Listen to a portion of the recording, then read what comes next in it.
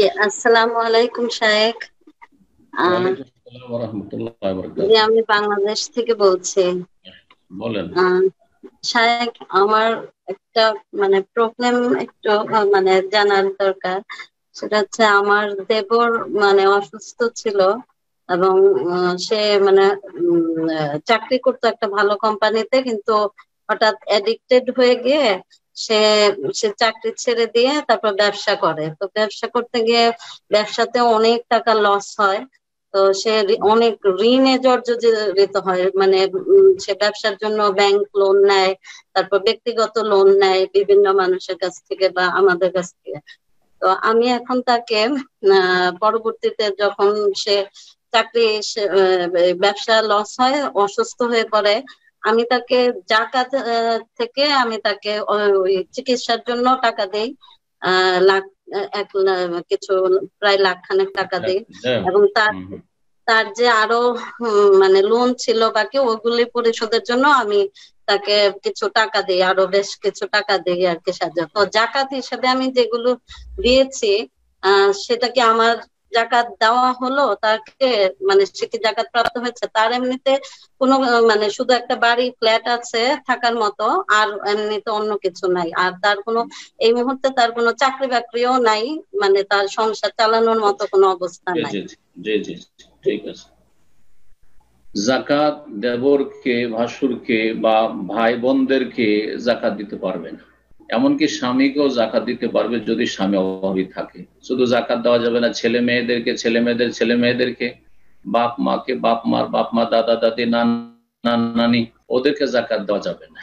আর বাকি যারা সাইডে আছে আত্মীয় স্বজন, তাদেরকে জাকাত দেওয়া যাবে। সে নিজের আত্মীয় স্বজন হোক, অথবা স্বামীর আত্মীয় স্বজন হোক, স্ত্রীর আত্মীয় স্বজন হোক, শাশুড়িকে জাকাত দেওয়া যাবে, শালা শালিকাদেরকে জাকাত দেওয়া যাবে। এক কথায় আপনি দেবরকে জাকাত দিয়েছেন, দেওয়া যাবে। কিন্তু জাকাত দিয়ে ঋণ তো পরিশোধ করা যাবে, জায়েজ ঋণ হইলে। পক্ষান্তরে যদি লোন মানে সুদের উপর টাকা নিয়ে থাকে, মানুষ এত রাতারাতি বড় লোক হওয়ার স্বপ্ন দেখে যে তার কাছে আছে 1,00,000 টাকা আর ব্যবসা শুরু করে 50,00,000 টাকা, আর সবগুলি ওই সুদের উপর টাকা নিয়ে। এরাই কিন্তু বরবাদ। এদের জীবনে দেখা গেছে, এদের জীবনে টেনশন ছাড়া আর কিছু পায় না। যতটা ক্ষমতা আছে ততটা দিয়ে বড় হওয়ার চেষ্টা করে।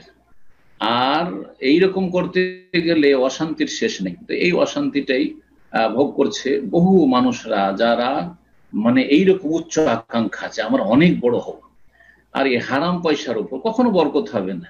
যে লোনের ওপর টাকা নিয়েছে, এ মর্মে শেখ সালেহুল ফৌজান হাফিজাহুল্লাহ তাআলাকে একজন আমির, জি আমির মানে এখানকার প্রিন্স, জি হ্যাঁ, আর আপনার আলে সৌদ রয়্যাল পরিবারের একজন আমির, গভর্নর জিজ্ঞেস করছেন যে বেশ কিছু লোক এইরকম অভাবী আছে, কিন্তু তাদের সুদী ব্যাংকে তারা লোন নিয়ে রেখেছে, তাদের এই সুদী ব্যাংকে লোন পেমেন্ট করার জন্য কি আমি জাকাত দিতে পারবো? তো শেখ সালেহুল ফৌজান বলছেন না, হারাম কাজের জন্য সহযোগিতা করতে পারবেন না।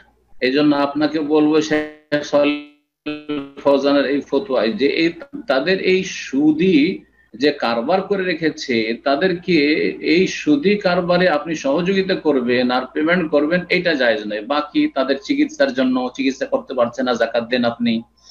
তারপরে আপনার অন্যান্য যেসব লোন, কার্জে হাসানা, অন্য কারো কাছ থেকে লোন নিয়ে রেখেছে, সেগুলির ক্ষেত্রে জাকাত দেন, লোন মুক্ত করার জন্য বা ঋণ মুক্ত করার জন্য।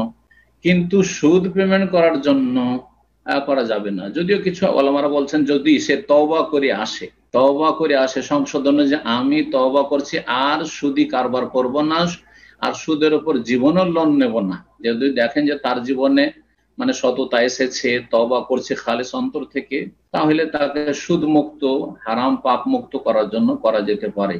কিন্তু যেমনটা বললাম, শেখ সালেহ ফজল বলছেন যে কাউকে সুদ মুক্ত করার জন্য আর সুদি প্রতিষ্ঠান থেকে লোন নিয়ে রেখেছে, অথবা সুদের ওপর কোনো ব্যক্তির কাছ থেকে লোন নিয়ে রেখেছে, আর আপনি তার এই আপনার সুদ মিটাবেন আপনি জাকাতের টাকা দিয়ে, এটা জায়েজ নয়। আল্লাহ তাআলা আলাম।